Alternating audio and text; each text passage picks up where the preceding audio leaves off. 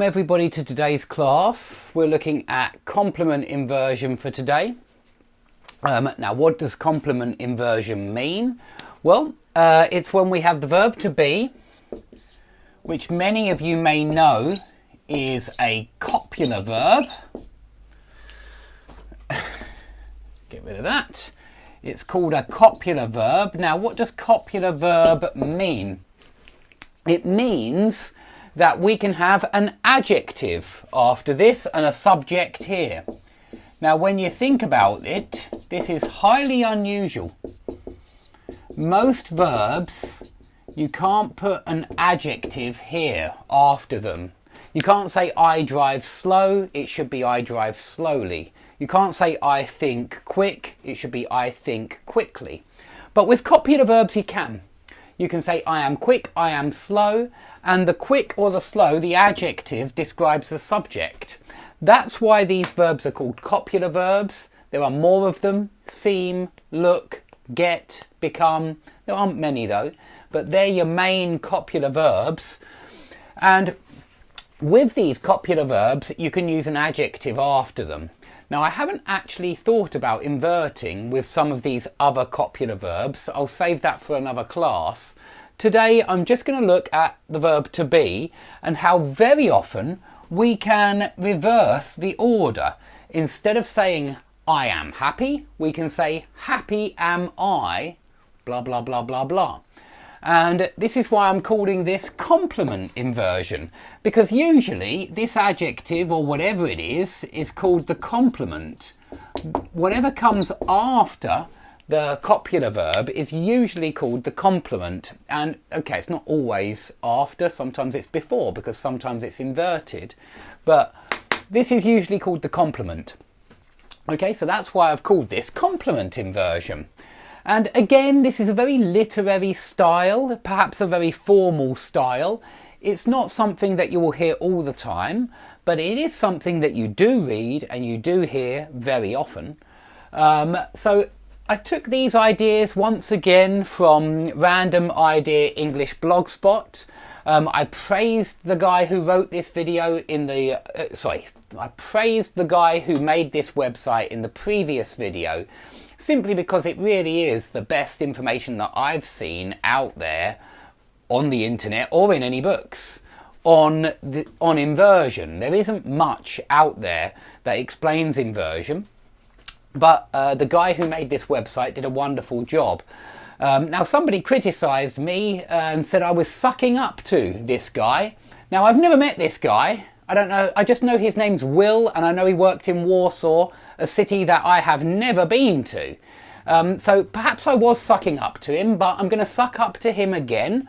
Now, if you don't know what suck up to means, you need to buy my phrasal verbs book, Visual Phrasal Verbs. We'll tell you the answer. It will tell you what crawl up to, suck up to, butter someone up, all of those phrasal verbs that basically mean that you flatter and praise somebody to gain some kind of advantage. Now, I don't know who this guy is. I'm not flattering him to gain any kind of advantage. If anything, I'm flattering him because I'm stealing all his ideas, and I feel a little bit guilty about that. But if you go to his website, all of this stuff and much more is on his website. It's on a page which deals with fronting and inversion, and he has loads of stuff down about this, far more than I have. So if you really want to get to the nitty-gritty, if you want to see all the details, please go to Will's website. I'm going to praise him again. I'm going to crawl up to him again and suck up to him. Now, the reason why I'm doing inversion is because one of my students asked me to do inversion. She's a great student and she helps me a lot with my Russian studies as well, so I want to help her too with her grammar. And of course, this grammar is quite rare, but still it's nice to know about it, especially if you're an avid reader, because avid readers will come across inversion very often. So firstly, fronted adjective plus to be. And quite often with the word indeed in there to make it stronger, to make it more emphatic. And it's because we really see this inversion with emphasis when you're trying to make something stronger or more powerful. And so you could just say the country that has no history is happy. Or you could make it sound more emphatic and say, happy is the country that has no history. I believe that's Montesquieu or someone like that. It's an old French thinker, I think. Okay, or we could say, lucky is the woman whose first child is a daughter. Not sure why that means she's lucky, but my wife's first child was also a daughter. Our first child was a daughter, so perhaps we're lucky. Or we could say, fortunate is he who understands the causes of things, and I think this is very true. So it just makes it stronger, it makes it more emphatic, it makes it slightly more beautiful to use this inverted structure. But it's used very often with adjectives at the front, but also with comparatives or superlatives. Now, of course, comparatives and superlatives are adjectives, and so really this is the same rule all the way down. It's quite a simple lesson today. You could put the comparative or the superlative at the beginning. Far stronger were their opponents, who thrashed them easily. Okay, thrash means to beat somebody a lot, to win with a very high score. For example, if you beat someone 10-0, then you have thrashed your opponents. We could also say least interested in the proposal was the minister. Yeah, least interested is our superlative, and least interested in the proposal is actually the complement of was, but we're using it in the first position, and we're using the subject at the end. Okay, also number 3, we often use how plus adjective and what plus adjective, but it's still adjective fronting at the beginning. The adjective is the complement, but we're putting it at the beginning. So, how wonderful were those who performed in the show? Or, what a piece of work is man? I think that one's from Shakespeare, I'm not sure, but check it out. So notice again that, okay, so here we haven't got what plus adjective, we've got what plus noun. So I'm sorry about that, that's a little bit different from what I've written up there. That's a noun phrase. What a piece of work is man. So you can have what plus noun phrase and have it inverted as well. So this is always possible, it seems to me, with the verb to be, or it's very often done where we swap and put the complement first and put the subject at the end. Man is the subject here. Man is a piece of work, or what a piece of work is man. Okay, and it could also be a participle phrase, like situated nearby is an old church. That doesn't even sound formal to me. That sounds like standard everyday English. And so you will see these participles at the front very often. Or heading towards me was a large bear. A large bear was heading towards me, right? That's the other way round. But you will often see it at the front. So the main thing to take away from all of this is that you can put your adjectives at the front and other things that work with the verb to be. You can swap round the subject and the complement with the verb to be.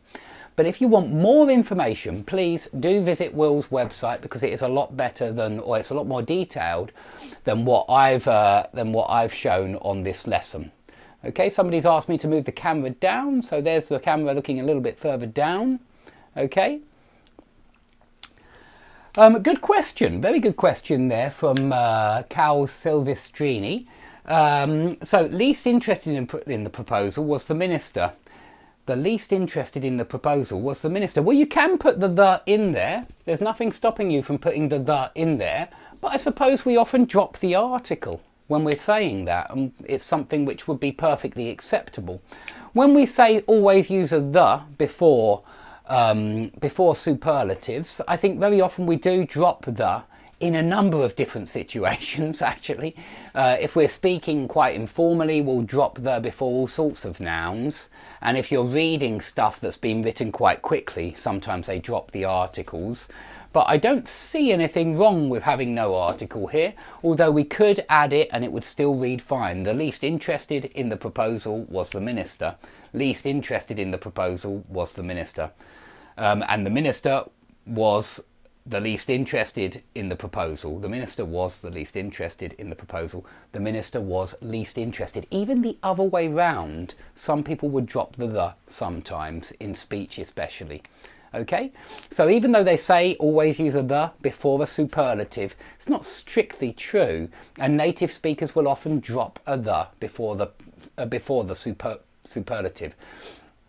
Not always, sometimes it feels like it really needs to be there, but with this one, the minister was least interested in the proposal. When you say it like that without the, he was least interested in the group, it just sounds like you could drop it. I mean, it's a really good question why I haven't put it straight there at the beginning. It's because it sounded nice without it. But I'm afraid I can't give you a better answer on that at the moment. Just off the top of my head, I must admit I don't know why certain situations feel okay without the article and other situations don't. But yeah, it's true. I mean, it seems okay without the. Okay, so I'm sorry I couldn't give you a better answer for that. Now, man is a piece of work. You would never say man is what a piece of work. You'd always say man is a piece of work. The whatter is like, what an amazing hotel this is. Yeah, look at that. What an amazing hotel this is. But this is an amazing hotel, not this is what an amazing hotel. No. When you use that what to mean such an amazing hotel, it goes at the front, it's fronted, so it's partly this grammar. And you say, what a piece of work man is, what an amazing hotel this is, what wonderful language he has. So there it's not inverted, but it's something that's, it's, you know, this what plus noun phrase is something that's very common, and it's the what cleft. I think you ought to go to my lesson on cleft sentences to find out more about this what cleft. But yeah, what a piece of work is man. It's a what cleft. Man is a piece of work. So yeah, it's not with the what in there. It's just there to make it more emphatic. Okay, if that's everybody's questions, I'm afraid I've got somebody coming on for a lesson very soon, and I want to cook dinner just before the lesson happens. So thanks everybody for watching. I'm going to start making a lot more videos over the next few months, so do tune into the channel and keep an eye out for any new videos. And please give me a like, subscribe, share my stuff, blah blah blah. And please do buy the book if you're interested in learning more phrasal verbs. It's on Amazon, it's also on my website for £20 for the PDF, the colour. So please have a look at that if you fancy it, if you think that it will be useful. Thanks everybody for watching, and I hope to see you all soon.